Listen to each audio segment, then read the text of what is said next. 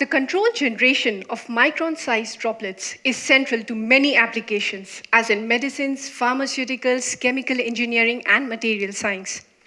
An everyday yet elegant application is in the use of inkjet printers, where monodispersed micron droplets are generated for graphical purpose.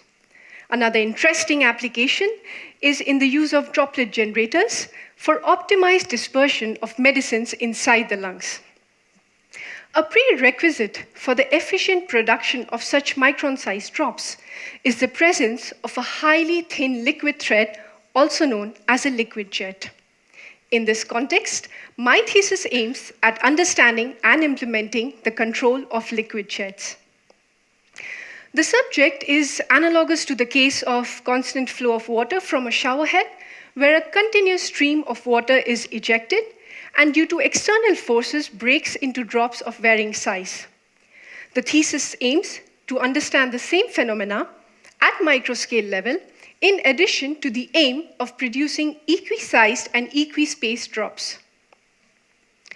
Implementation of jet control at microscale is similar to the sport of slacklining.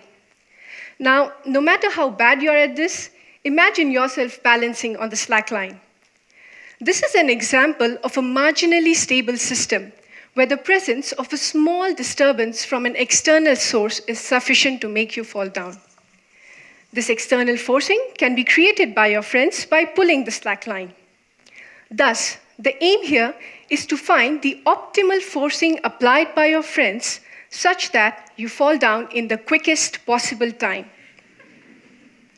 Considering the man and the child to be your friends, for a given frequency of hand motion, the man will be faster than the child in making you fall down because of his ability to produce a larger amplitude of perturbation.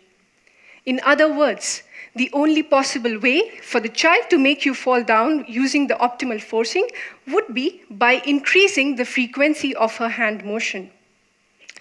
Thus, the optimal forcing is proportional to the product of the size of the person and the frequency of hand motion. Smaller the size, larger the frequency required. We now assume that the slackline along with you represents a jet, and the motion of you falling from the slackline represents the breakup of a jet into a drop. The probability of drop formation increases in presence of a forcing characterized by its amplitude and frequency. Finally, we apply this forcing recurring in time to have a controlled generation of monodispersed drops. Thank you.